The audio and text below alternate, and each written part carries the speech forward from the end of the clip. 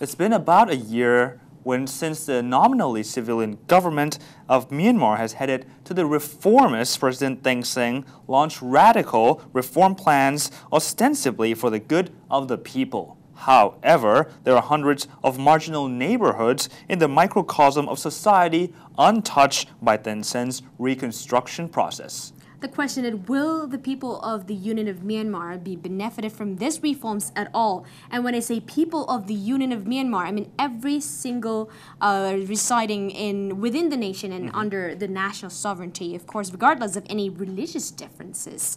But the reality seems to be a cycle of viciously religious persecution still going on in the conflicted areas where ethnic minorities live. Of course, within the Rohingyas or the Kachins are example of racial as well as religious conflicts in Myanmar. And today, in Tours 2015, we'll bring you the core of the problem, and Benedict Rogers, the well-known human rights advocate and a Burma expert as well as a writer from Britain, will share his knowledge and wisdom with us.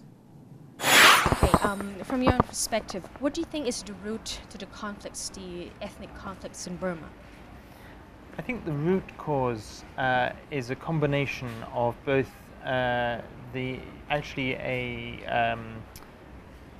extreme Burman nationalism that has existed over decades, that is very intolerant of non-Burman ethnic minorities, combined with the ethnic nationalities' desire for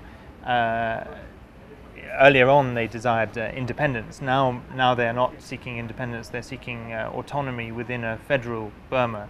Right. And the military has been very suspicious of federalism because they misunderstand federalism as meaning the breakup of the country, whereas actually federalism is a way of keeping the country together but recognizing ethnic rights.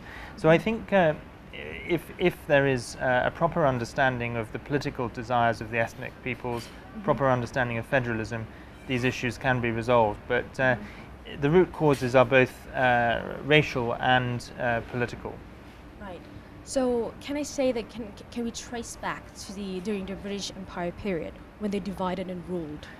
Yes, certainly. I think that some of the other factors behind the suspicion between the majority and the minorities relate to the fact that, for example, in the case of the Karen and also the Chin and Kachin and some of the other groups, they were very loyal to the British during the colonial period and were promoted by the British, in some cases over the majority Burmans. And in the Second World War, they sided with the British, whereas Aung San and the Burman, many of the Burmans sided with the Japanese.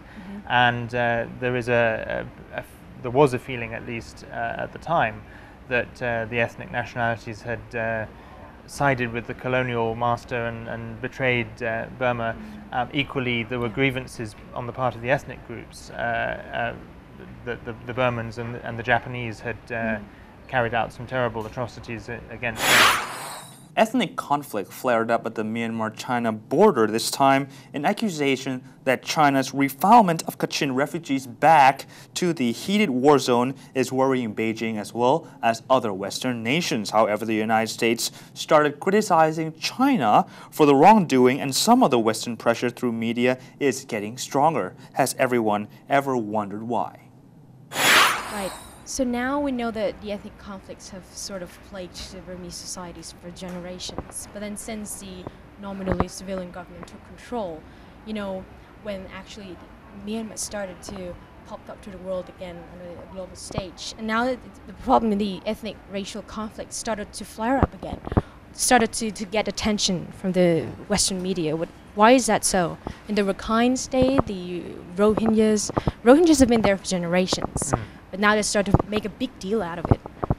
Well, I think in the case of the Rakhine and Rohingyas, it flared up because of a particular incident that happened at the end of May, and that escalated into a horrific crisis that drew attention, perhaps more than it might have done in the past, because there's so much more attention on Burma generally because of Burma's reform process, because the international community is very eager to get into Burma, and so this issue happened at the same time as attention on Burma generally was rising.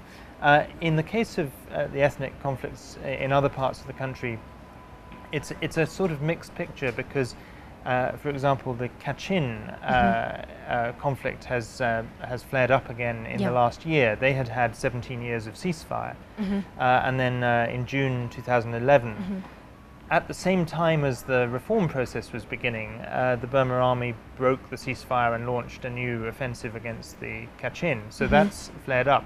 But in the case of many of the other ethnic groups, actually, it's going in the opposite direction in the sense that President Thein Sein and the government have initiated ceasefire talks with almost all the ethnic groups except for the Kachin, and have signed preliminary agreements with them. So there is actually a reduction in conflict in those areas, and not yet a solution, but at least a possible path, or at least some steps towards achieving an end to those conflicts. So it is a mixed picture.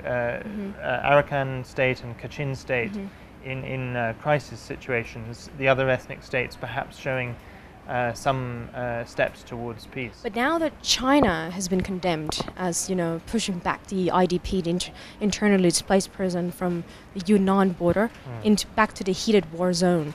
So why has China been, dragged into the problem now? Well, I think obviously China is the big neighbor on Burma's doorstep. It's also been the regime's closest political ally for many years. And it's, in my view, very irresponsible on China's part to force back these refugees into what is an active conflict zone. These people are not able to go back to their homes safely, and in my view, China should have allowed them to stay on the Chinese side of the border until it's safe for them to return. So China has been very heavily criticized for forcing these people back. It is worthwhile to reinvestigate what are the past efforts that the Burmese government has struggled to cope with such precedented problems. So do you think for the past decades or so, the Burmese government, has they ever come up with the effective effort to tackle the problem at all? In the past, I would say no. I think there was no sincere attempt to really hold a dialogue. Even the perhaps the most long-lasting attempt was the ceasefire they agreed with the Kachin from 1994 until it broke last year. But that itself was, and one of the reasons the Kachin are very skeptical now about the regime and its efforts is that that ceasefire was it contained no political solution. It was simply a ceasefire and an absence of fighting, but there was no attempt by the regime to find a genuine political solution. I would say that now I think President Thein Sein is showing some encouraging signs of trying to move to a really genuine solution. I don't think he's there yet, and I think there's a long way to go, but I think he's showing some encouraging signs, and these are the first signs that I've seen for many, many years of a sincere effort. Yes, I mean, I think that international pressure and international awareness about the human rights issues in Burma definitely is one factor that has led to President Thein Sein to embark on this reform process. I think he recognized that if he wanted international pressure to be relaxed in the form of sanctions, but also in the form of criticism and a desire for engagement, then he needs to address both the political issues of democratization and the issues of human rights. Burma's path toward 2015 seems challenging. Definitely, and we'll have more challenges coming up when Towards 2015 returns.